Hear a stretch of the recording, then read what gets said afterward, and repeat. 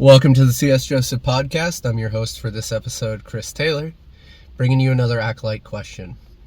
I suppose it's more of an Acolyte topic today. And today's topic is conflicts between ISTP and ISFP friends explained.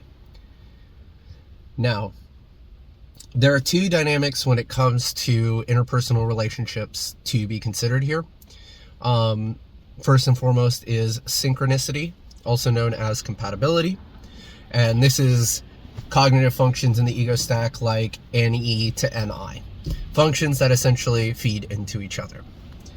And then there is asynchronicity, also known as camaraderie.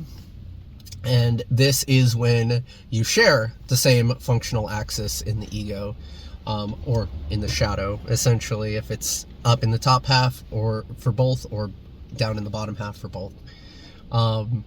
So with ISTPs and ISFPs, what's that look like here? So on the synchronicity side, the compatibility side, we have for ISFPs, FI hero, to the ISTPs, TI hero, which means that the axis completes from hero to inferior. Your ISFPs have that FI hero to TE inferior. That TE inferior goes to the ISTPs TI hero, down to the ISTPs FE inferior, and up to the ISFPs FI hero. This is synchronicity or compatibility. Then they both not only are SE NI users, but they are both SE parents, NI child. And then if you go into the bottom half of the mind, the same pattern exists. It's Nemesis to demon, and for the compatibility side, and or camaraderie side, or compatibility side, or the synchronicity side. And you have SI critic and any trickster on the camaraderie or asynchronicity side. For the duration of the video, I'm personally just going to say compatibility camaraderie. Not that any term is better than the other. It's just going to make the conversation a little easier if I pick with one and stick with it. But understand they're synonymous if I end up using one or the other in this case.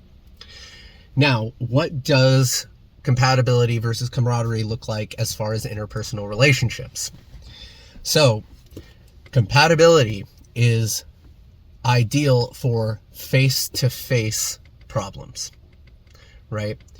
So if you are trying to grow, essentially, then you want that face-to-face compatibility, because they're going to offer the perspectives that you're ultimately looking for, ego to ego. It makes life a little easier to exist in your ego while around them. This is nice to a degree for interpersonal relationships, but understand that having those other perspectives, with that comes challenge from the standpoint of, if they perceive that you're missing a side of the coin, they're going to more than likely bring this up. And so you are always subject to a degree of the other half of that complete cognitive circuit. Whereas with camaraderie, when there is external problems, this is nice in interpersonal relationships. Camaraderie is nice for that, because you can sit shoulder to shoulder and kind of discuss those things that you're either seeing or making judgments on similarly. And so it's kind of like a thick as thieves situation when it comes to camaraderie. The weakness to this is the camaraderie side of things isn't going to provide a fresh perspective. So when you're in a friendship like this, you're both subject to the same issues. And this can get more problematic if any of the problems go from the external to the internal. So when you're talking about synchronicity, it's good for problem solving face to face. But you're going to run into problems when you're dealing with something external to the relationship, because you're going to have different judgments or different viewpoints on the thing external to the friendship. So both of these can be problematic individually in their own ways. They can also be good in their own ways. But let's get into some of the, like, what is the overall idea with friendships, as far as, is it more face-to-face or more shoulder-to-shoulder? Typically speaking, friendships are sought out more so as a shoulder-to-shoulder relationship. The camaraderie of the shoulder-to-shoulder aspect of asynchronicity allows you both to sit there and go, oh yeah, ha, this is funny, or oh yeah, this is, BS, or what have you, because you're both able to arrive at either the same perceptions or the same judgments. In the ISFP and ISTP case, this is SE parent and NI child that we're predominantly referring to when we're talking about camaraderie. So when the problem is external, both of these types are going to perceive the situation similarly. There's a little bit into the humor of any tricksters and enjoying absurd things, the unexpected of life, so to speak, because they walk around blind to consequence. It is entertaining to a degree to them when something just absolutely off the wall happens in the real world that was unexpected. It's kind of a little bit of the joy of the child and a little bit of the amusement of the trickster, to a degree. And so when these two are together and operating shoulder to shoulder, they're able to see these things and see them the same exact way, almost up into the point where a judgment is involved on the observation, and that's where things skew. Now, the problem with this, though, is that when they are observing the same things going on in their environment through SE parent, or pursuing similar things with NI child, they're both artisans, they're both SPs, they both have a respect for freedom of choice, because their NI child wants to be able to be free to make choices itself. It doesn't want to be hindered in that. So the camaraderie comes in again in the standpoint of, oftentimes they are going to allow each other the space to make decisions, to pursue things. And there's a bit of enablement there in that regard, just because of that. Now, where does this kind of end up taking issue? Where can this lead?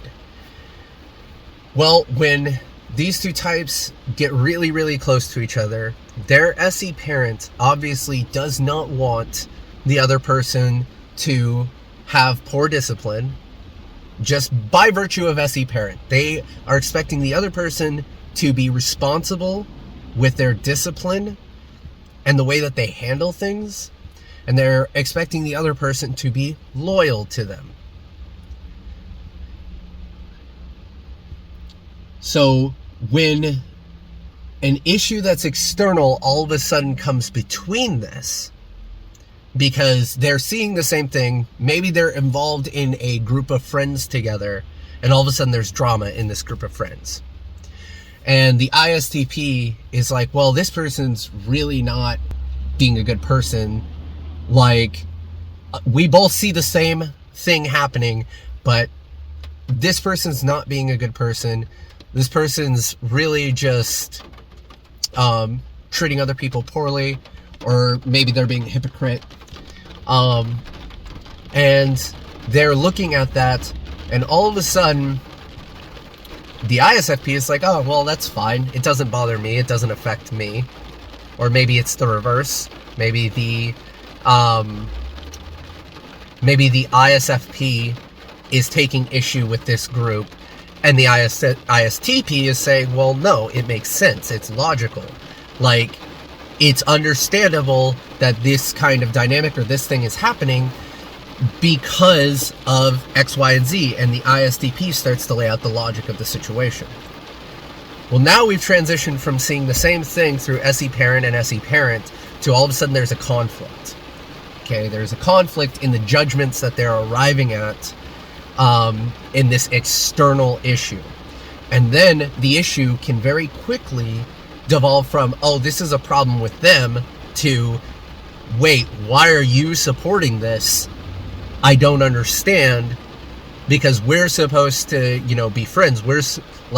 There's a almost lack of respect that ends up happening because of this this conflict. And so all of a sudden there is room, right? So SI critic gets hit by SE parent. Then it goes to any trickster, where any trickster is going, well, what was your intention with this? Was your intention not to be loyal to me?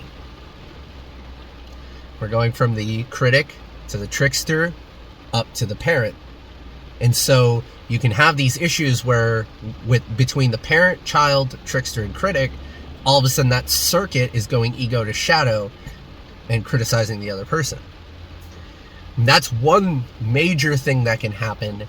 That can be kind of the splinter that gets infected in this relationship that they're having. And this gets even more so, it gets to be an issue if they are suddenly trying to manage the other person, because now that this fracture has happened, now it's like, oh, like, I have to correct this person's behavior. This is where the trickster comes in. This is going to lead them towards a bad future. And the divide grows because they're both likely to do it to each other because of that parent, critic, trickster, child loop that's going on, that they're going to end up mirroring this between each other, especially since one involved is an ISTP. And so what'll end up happening is they'll try to help correct the other person's behavior from an SE parent to their hero standpoint. The ISFP is going, what you're doing, I don't value. And the ISTP is going, what you're doing doesn't make sense. This can really be a problem in this relationship if it ends up turning that way. And it can be years where it's not a problem. There can be years can go by in this relationship, in this friendship, where this isn't a problem until something comes up that is either strong enough that the ISTP is convicted to what they believe, all the way down to their demon function, or it bothers that FI hero that badly. You also have to consider that while you have FI hero on one side, you have FI demon on the other side, well, they both share TE Nemesis or FE Nemesis, and TE inferior or FE inferior. So their inferiors are both looking at those hero functions and the demon functions and seeing what is going on between those two. Now, if this ends up happening, then you have the inferior not sure if it can be around this person's hero function anymore, because this inferior or nemesis, depending, it's nemesis to demon or inferior to hero in this relationship. So one of two things, either, hey, your hero is just not doing what it should, I'm concerned as a result. The FE inferior is going, I'm concerned that I'm going to take on your beliefs that I don't see as making sense. The TE inferior is going, I don't feel good about what you're doing, and I'm afraid that it's going to impact my reputation. And that same thing is happening between the nemesis and the demon function on the other side, and usually more often than not, it's a little more extreme on that side of the spectrum, going, okay, you just, like, the demon comes out, it's like, whoa, hey, that was a lot.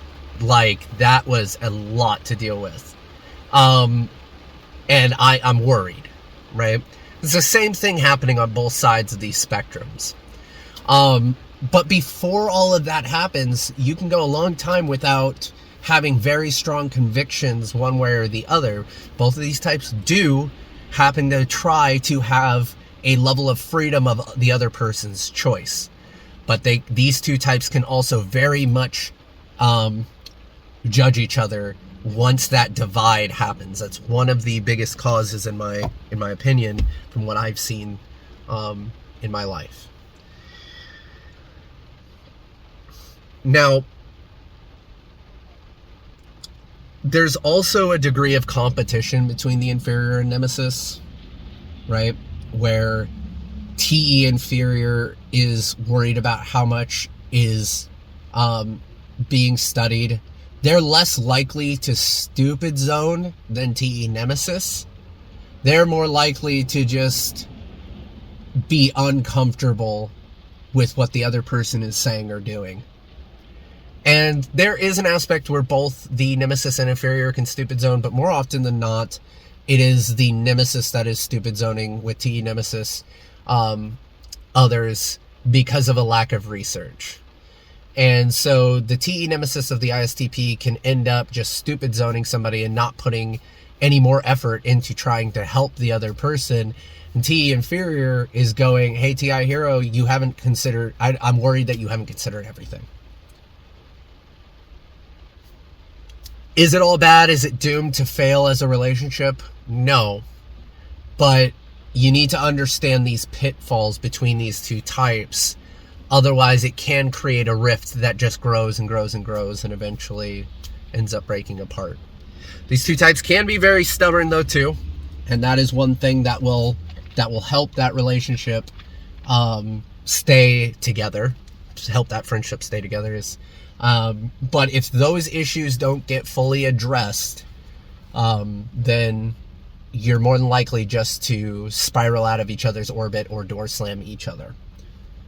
Anyway, if you found this lecture useful, helpful, insightful, leave a comment below, hit that subscribe button, and I will catch you guys on the next episode.